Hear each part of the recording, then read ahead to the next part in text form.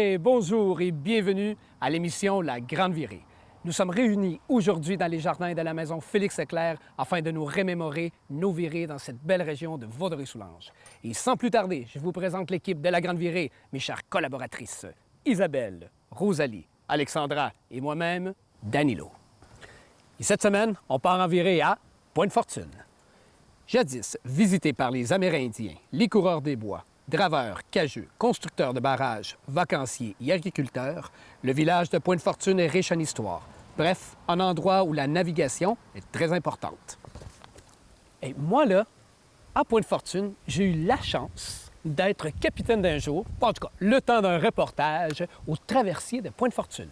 Alors, mettez vos gilets de sauvetage, on navigue vers le reportage. Oui, capitaine.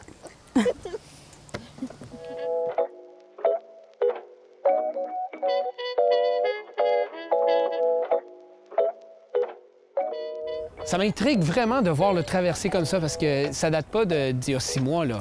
Non, exactement. Là, quand on recule un petit peu dans le temps, là, on se rend compte qu'il y a un traversier depuis 1833 sur la rivière, et puis jusqu'à aujourd'hui. Et puis, durant toutes ces années-là, on a constaté une belle évolution, là, autant du niveau de la motorisation que des techniques là, employées là, pour traverser la rivière. Puis quand tu parles de motorisation, là, les années 1800 à 1833, là, on n'a pas nécessairement d'accessibilité à bateau à vapeur ou encore l'essence, là. Non, diesel. exactement. C'est une technologie qui était très fiable. En fait, là, c'était le premier bateau qui a été là depuis sur la rivière, c'est en 1833. Donc, c'était communément appelé un chaland, donc un bateau à fond plat qui servait à transporter passagers ou marchandises. Et puis, c'était motorisé par des hommes avec des grandes pagaies.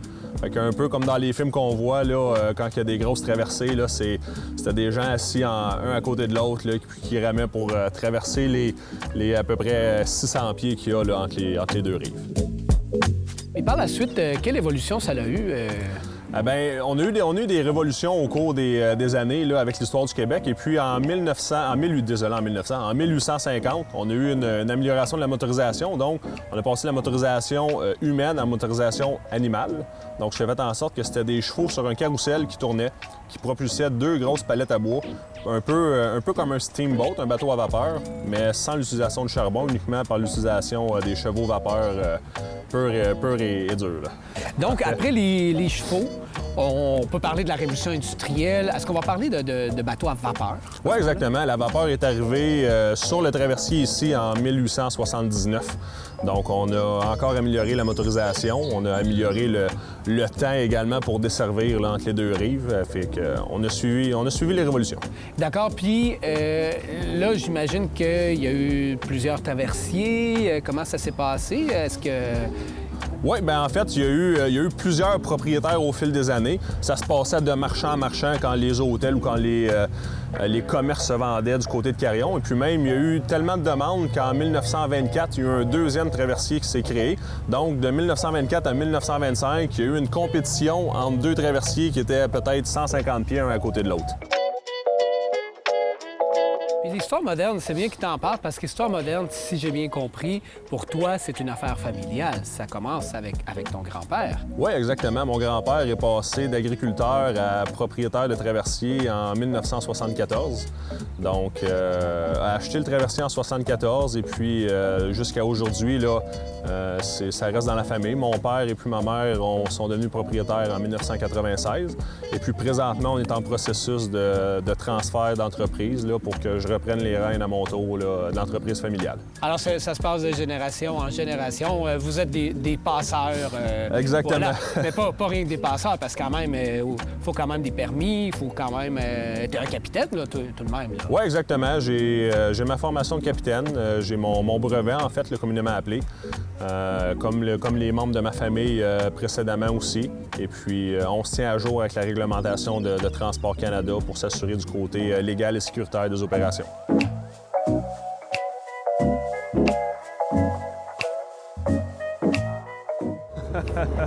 Puis là, tu as des traversées à chaque 10 minutes? La traverse dure 5 minutes. La traverse dure 5 minutes, OK. Exactement. Fait, c'est sûr qu'à plus grand trafic, ce qui est le plus long, c'est d'embarquer-débarquer les véhicules. Mais quand on vient de partir d'un quai pour se rendre à l'autre, là, on compte entre 4 minutes et demie, 5 minutes pour le temps de la traverse. Donc, dans un trafic régulier, là, pas en heure de pointe. Là, on parle d'un aller-retour entre les 10 et 12 minutes avec le temps d'embarquer-débarquer. OK. Puis dans un trafic qui est un petit peu plus élevé ou un trafic de pointe, on parle d'un aller-retour aux 15 à 17 minutes. Ah, d'accord. Oui, oui. Ah, c'est quand même important, là. Oui. C'est ça. Puis là, il y a juste un traversier qui est fait. Exactement. On a une demande qui, un traversier suffit. C'est sûr que là, présentement, avec l'année de COVID exceptionnelle qu'on a vécue, la fermeture des frontières Ontario-Québec, Ben la oui, fermeture du pont de l'île aux Tourtes, ça a fait une contingence sur tout ce qui était façon de traverser de Québec à Québec, dans le fond, d'un côté du Québec à l'autre côté du Québec. Donc, on a été affecté en trafic là, avec des plus grosses périodes de pointe que normal. Et puis, on a une bonne équipe, par exemple. Les employés ont fait du bon travail. On est chanceux à ce niveau-là. Et puis, tout le monde a relevé les manches et puis a mis l'épaule à la roue pour donner le meilleur service possible. Et puis, de faire en sorte que ça se passe bien. Pour rester à flot. Exactement. Ah, c'est super.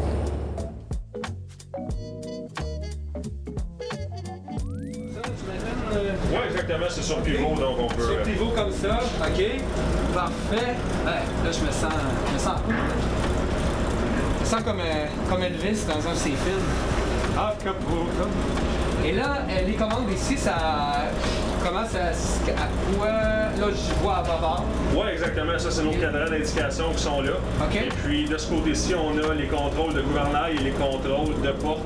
Donc, du côté de Carillon, du côté de Pointe-Fortune.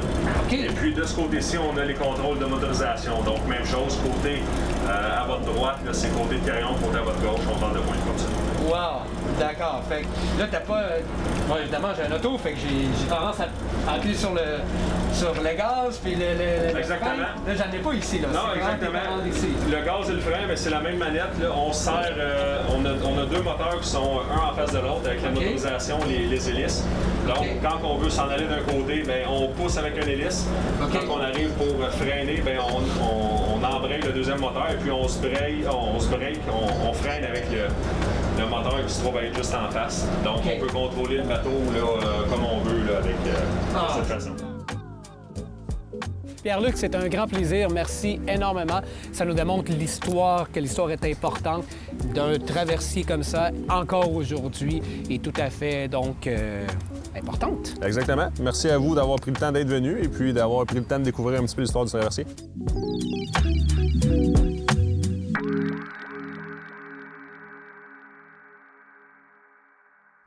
Ah, ça a fait du bien, cette balade sur l'eau. Mais tu sais, Danilo, moi, j'ai été au sentier du pavillon à Pointe-Fortune me balader. J'ai pu reconnecter avec la nature et respirer. Oh! Ben, allons voir le reportage, alors.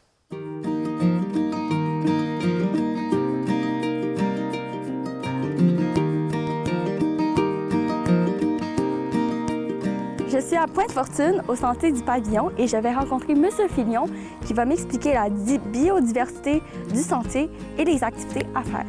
Allons-y. Bonjour, M. Filion. Bonjour. Ça va bien? Oui, ça va bien, merci. On se retrouve au sentier du pavillon. Pouvez-vous m'expliquer le choix de l'emplacement pour le sentier? OK. Bien, le sentier, à l'origine, est construit ou aménagé sur l'ancienne fondation du chemin de fer qui était à l'époque le MONDO, qu'on appelle, qui est un acronyme de Montréal and Ottawa Railway, qui était la ligne de chemin de fer entre Montréal et Ottawa à l'origine. Donc, le sentier est aménagé sur les assises de l'ancien chemin de fer. Donc, maintenant, on a un sentier d'environ 2 km avec différentes stations d'observation, dont 2 belvédères et une tour d'observation d'environ 40 pieds qui permet aux gens d'observer les milieux naturels, les milieux humides où il y a plusieurs espèces d'animaux quand même importants, puis il y a une très grande biodiversité reconnue. Pouvez-vous m'en parler un peu plus de la biodiversité? Bien, la biodiversité, naturellement, il y a des milieux humides très importants qui amènent différentes espèces de canards, des tortues et différentes autres animaux amphibiens qui vivent dans ces marais-là, ces milieux humides. Également, dans le sentier, à peu près à mi-chemin ou dans le secteur plus boisé, il y a des sites où il y a eu des nids de chauves-souris qui ont été identifiés, dont des chauves-souris même qui sont en voie d'extinction. Donc, on essaie de protéger les milieux pour permettre à ces espèces-là de survivre. Puis, qu'est-ce que vous voulez que les citoyens retiennent quand ils viennent vivre une expérience au sentier? Bien, naturellement, l'aspect de pouvoir faire l'exercice dans un milieu naturel, respecter le milieu naturel et en profiter pour voir les beautés des milieux humides, puis profiter du bien-être d'être en nature. Et c'est quoi vos futurs projets? Bien, justement, concernant là, les infrastructures qu'on a, la tour et les belvédères, depuis leur construction en 1998, il y a eu peu d'entretien dessus, donc on veut les remettre à niveau pour assurer une sécurité des lieux pour que les gens puissent y avoir accès et en profitent au maximum. Le sentier est-il ouvert à l'année longue?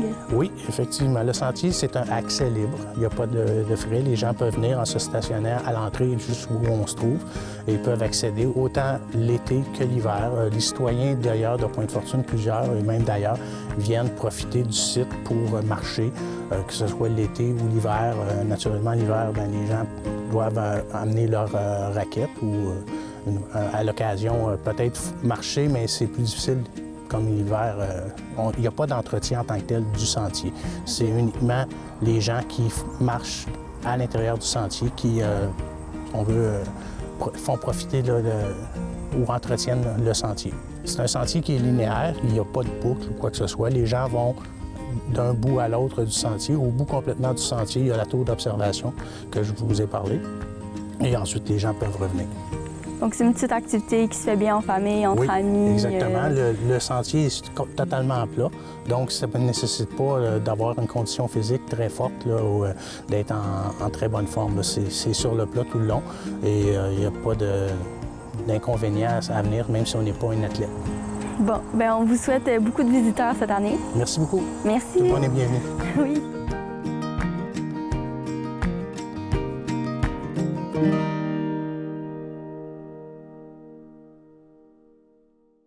Ah, le plein air! Hey, moi, ça me fait penser, j'ai visité la ferme des Petites Écarts, où, quand on arrive là, ça sent les aliments frais, vraiment. D'ailleurs, j'ai aussi découvert le fruit de l'argousier. De l'argousier? Bien, allons voir le reportage.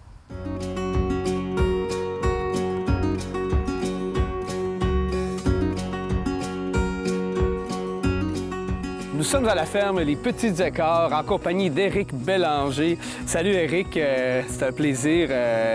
Merci de m'accueillir ici. Ça fait plaisir. Dis-moi, première des choses, on va récolter tout à l'heure, mais avant de commencer le travail, parle-moi un peu de la ferme Les Petits Écarts. Oui, bien, ferme Les Petits Écarts, ça a été créé en 2009. Puis à l'origine, c'était vraiment une ferme qui était concentrée sur l'apiculture. Donc moi, mon dada, si je peux dire, c'est l'apiculture, travailler avec les abeilles. Puis par la suite, mes parents se sont joints à l'entreprise en 2013 avec la production d'argousier, qui est un petit fruit de l'Est de l'Europe qu'on produit ici, qui a vraiment beaucoup de vertus. Donc c'est une bombe de vitamines, juste en vitamine C, pour te donner un exemple. Il y a 30 fois plus de vitamine C que dans l'orange. Puis il y a des oméga 3, 6, 7 et 9. Donc c'est vraiment un superfruit, comme on appelle. Puis sinon, en 2016, il y a mon épouse qui a parti la production maraîchère, où ce qu'on est actuellement. Donc ce qu'elle fait, c'est la production de légumes biologiques à la ferme. C'est vraiment nos 3 productions principales. Puis par la suite, on a greffé des petites productions à travers ça. Donc les cochons qui sont venus par la suite pour préparer les parcelles de terrain, engraisser également le sol. Et on a aussi maintenant des poules pondeuses pour les œufs, pour nos clients de panier de légumes. Pour me donner une petite formation, là, mettons, Oui. pour cueillir les concombres, là, de quelle façon on va procéder? Les concombres, c'est assez simple. La façon qu'on va procéder, c'est qu'on va prendre chacun notre rangée comme ça et on cueille de chaque côté. Donc, mettons que moi, je prends ce rang-là. On va aller va comme se ça. mettre, voilà, Tu peux aller ici. OK, donc tu me dis sur le côté, alors quand je vois le petit creux ici, là. Exactement. Parfait. Et là, ben, je peux prendre... C'est ça. Donc, Quand tu vas voir un concombre, tu vas tout simplement aller le tourner doucement et tu vas pouvoir l'enlever. Et voilà. OK. Et là, ça me dit j'ai un concombre en santé. Ouais. J'ai pas de bout encore parce que vous avez quand même des petits rongeurs. Des fois, c'est normal, là. Oui, dans la c'est ça, nature, là. exactement. Comme c'est biologique, ben on n'utilise pas de rongicides ou quoi que ce soit. Donc, ça peut arriver qu'on a des concombres à déclasser qui ont été grugés par des petites souris ou des mulots, par exemple.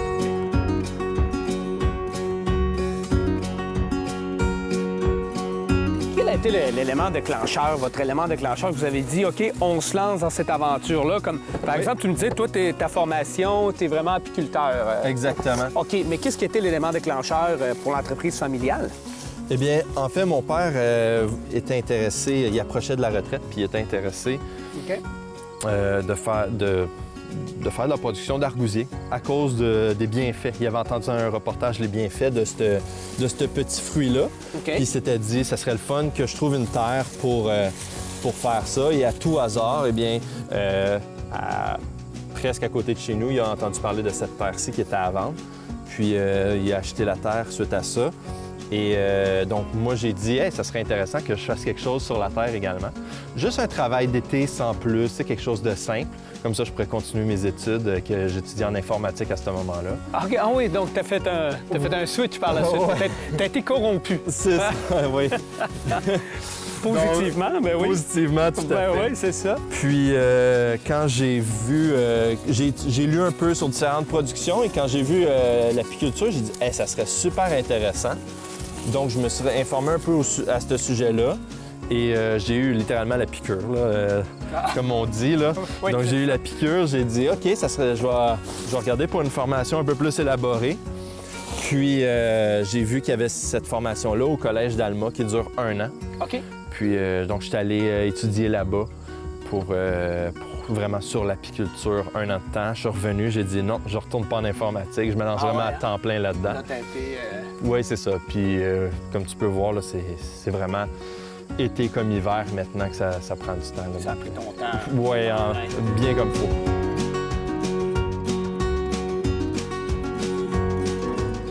Éric, j'ai une bonne nouvelle, j'ai une bonne et une mauvaise nouvelle à t'annoncer. Oh boy. La bonne nouvelle, Oui. regarde, hein, quand même... Un peu gros, par contre. Un mais peu oui. gros? Ah, ben pourtant, ça peut nourrir une famille, là. Ah, non? Exactement. Donc, voilà, c'est une bonne récolte que j'ai faite là, je considère. Mais j'ai une mauvaise nouvelle, j'ai écrasé le bout d'un concombre avec OK. mon soulier. Mais je t'avais pas vu. Mais c'est pas grave. Fait que qu'est-ce qu'on fait quand on fait un petit accident comme ça? On va le mettre en bout de rangée. OK, je peux Ouais, le fais lancer? juste le lancer sur le bout de la rangée. Oh yeah! Et voilà. Parfait. Puis Génial. après ça, ils sont récoltés. Après ça, on va les ramasser tous ensemble, puis ils vont être envoyés à nos cochons pour pas avoir de pertes. Donc, il n'y a pas de perte. Non, exactement. Donc, parfait. Fait que là, je fais attention quand même de ne pas en écraser d'autres.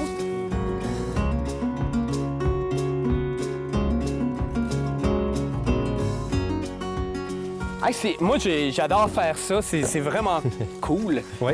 Mais monsieur, madame, tout le monde, là, vous avez des visites aussi, là. C'est ça qui... Oui, tout à fait. C'est possible de venir à la ferme du vendredi au dimanche. Puis OK. on fait des visites de la ferme, donc c'est des visites agrotouristiques. OK. Ce qu'on va faire, c'est qu'on va vous amener dans le champ ici. On va vous parler de notre production de légumes biologiques, comment est-ce qu'on travaille dans le champ pour réussir à arriver à produire ces beaux légumes-là sans qu'il y ait trop de maladies d'insectes qui se mettent dedans. On va vous parler des outils utilisés et tout ça. On a aussi la production apicole, donc on vous amène dans notre cabane qu'on appelle la ruche, qui est un endroit qui est protégé. Vous pouvez rentrer à l'intérieur et moi, juste à l'extérieur, je vous présente le métier d'apiculteur, les abeilles, tout ça. Vous allez pouvoir voir, vous pouvez voir les abeilles de très proche. Et après ça, il y a la production d'argousier dans laquelle on vous amène. Donc, vous allez voir le petit fruit, c'est quoi, comment ça se fait, cette production-là, puis toutes les différentes facettes de ce fruit-là. Oh! Donc, ça vaut la peine de venir visiter, évidemment, là. Ouais, Encore c'est une fois, on va visiter le site pour Tout à fait. Toute l'information est sur le site Web. Génial. Bon, ben écoute, je continue à travailler, hein, Oui. parce que c'est ça.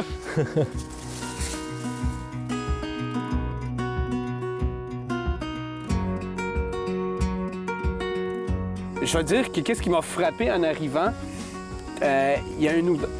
Moi, j'aime ça dire l'odeur de santé. Là, tu me dis, on est en train il y a de la relish là, qui se fait. Là. Exactement, Il y avait oui. cette odeur qui était de Oui. nature, de santé.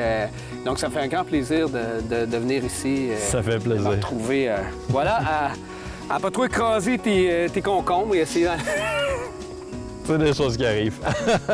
C'est les risques du métier.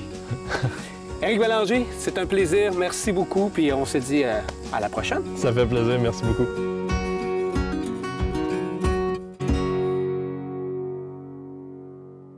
Non, mais c'est tellement important de savoir d'où proviennent nos aliments, hein?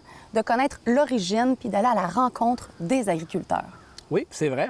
Ben toi, Rosalie, tu as l'air d'accord avec Alexandra. As-tu une proposition? Oui, effectivement, c'est la boulangerie de Marie.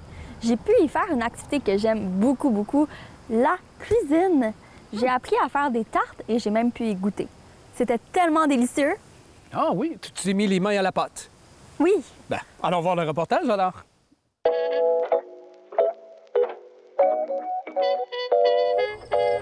aujourd'hui, je m'en vais mettre la main à la pâte à la boulangerie de Marie avec Marie-France qui va m'apprendre à faire des tartes. Suivez-moi. Bonjour Marie-France. Allô? Ça va bien? Ça va bien, toi? Oui, ça va bien. Ma première question, c'est pourquoi avoir ouvert une boulangerie? Je cuisinais déjà beaucoup à l'avance. J'ai déjà travaillé dans un supermarché quand j'étais jeune. Jusque, je dirais, de 15 ans jusqu'à temps que j'avais mes enfants. J'avais le goût de ça, mais c'était pas à partir de scratch, comme tu dis, là, de zéro. C'était tous des produits congelés. Mais ici, quand on a décidé de faire la boulangerie, c'est tout fait maison.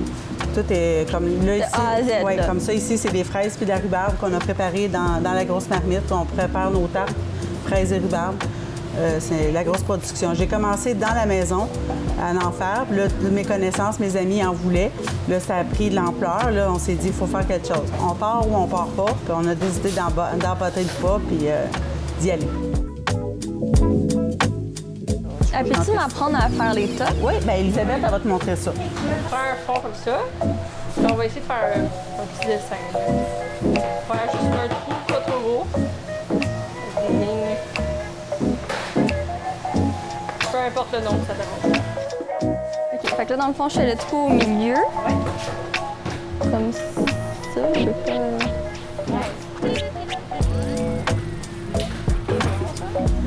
Parfait. Puis là, je fais des petites lignes. Oui. Parfait. Voilà. Votre entourage vous a donc beaucoup aidé. Oui, il m'encourageait là-dedans, oui. Puis votre passion pour la cuisine, ça vient d'où? Bien, j'ai 4 enfants, puis moi, des biscuits achetés maison, j'en achetais pas. C'était rare. C'était tout cuisiné maison. Fait que c'est de là que les muffins, les biscuits, tout ce que j'avais, c'était maison. Fait que c'est comme ça que ça a continué. Parfait. Puis sinon, j'aimerais savoir, c'est quoi le produit coup de cœur de vos clients? C'est sûr que les millefeuilles, les éclairs, mais question pain, le fromage bacon, il laisse pas sa place. Ah, le fromage bacon, ouais, c'est un ça. gagnant, là. Oui, il y a un quart de livre de fromage dedans, puis un quart de livre de bacon aussi à l'intérieur. On met du fromage Saint-Albert à l'intérieur. Ah, ça, c'est un de mes fromages favoris. On met du fromage fort jaune à l'intérieur. Ah, super. Puis, dans vos produits, tout ça, est-ce que c'est tout acheté local? Le plus qu'on peut. C'est sûr que, mettons, on parle de corps aux dattes. C'est sûr que les dattes, on peut pas. Mais la farine est très locale parce qu'on a commencé cette année à moudre nos grains. C'est à partir de notre blé, notre seigle qu'on moud notre farine pour faire nos produits. Fait que je te dirais 95-97% des produits ont de la farine à l'intérieur. J'ai simplement 2 produits qui n'ont pas de farine, qu'on considère sans gluten pour plaire à la clientèle, mais le reste, tous les produits ont de la farine à l'intérieur. Fait que c'est très local. Donc on vient éponger un peu notre maison. Et le temps partout sur la table. Tu prends tes mains, puis là, tu déposes à moitié de la table. Environ. Parfait. Là, tu viens Oui, évidemment, c'est plus facile comme ça. Et voilà. Est-ce que vos clients peuvent demander une commande spécialisée? Oui, on dit aux clients qu'il n'y a rien d'impossible. Tout se fait. C'est sûr que des fois, ça prend plus de temps ou plus de spécifications, mais tout se fait. J'ai des gens qui commandent du pain sans sel parce qu'ils sont sur traitement médical, qui n'ont pas le droit de consommer de sel. Fait que je fais c'est une fournée de pain. Le minimum que je peux faire, des fois, c'est 3 pains. Mais j'ai des clients, c'est arrivé à plusieurs reprises, des clients qui veulent avoir sans sel ou un pain raisin, mais pas de cannelle. Fait que tout se fait, là. Donc, il suffit d'appeler, de vous parler, puis de décider qu'est-ce que vous voulez en faire. En jasant, on trouve moyen de plaire aux clients en produisant qu'est-ce qu'ils désirent. Puis, de ce que j'ai pu comprendre tantôt, c'est aussi une entreprise familiale. Oui, ça a débuté, j'étais juste avec mes filles et mon mari. Mon mari m'aidait beaucoup. Mon mari, tout de suite au COVID, la demande a été que grandissante ici. Mon mari a quitté son emploi pour se joindre à notre équipe. Puis même à ça, juste avec mes filles, ça ne fournissait pas. J'ai dû employer des employés à l'extérieur. Wow! De la famille.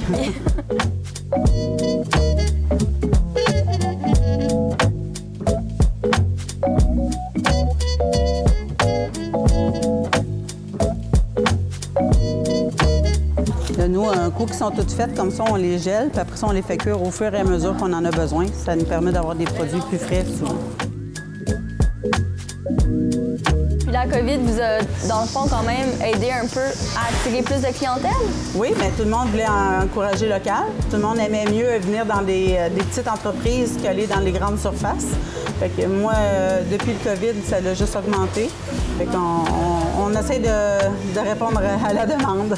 On vous souhaite que ça continue d'augmenter. Bien, merci beaucoup. Merci. Bye-bye. Voici ma tarte.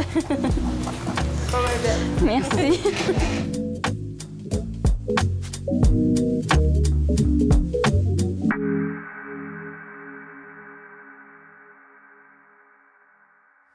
Et c'est ce qui conclut notre émission pour cette semaine. Merci, cher public. Merci à mes collaboratrices Isabelle, Rosalie, Alexandra. Merci à toute l'équipe de C'est sur la télé. Ici Danilo qui vous donne rendez-vous la semaine prochaine pour une autre émission de La Grande Virée.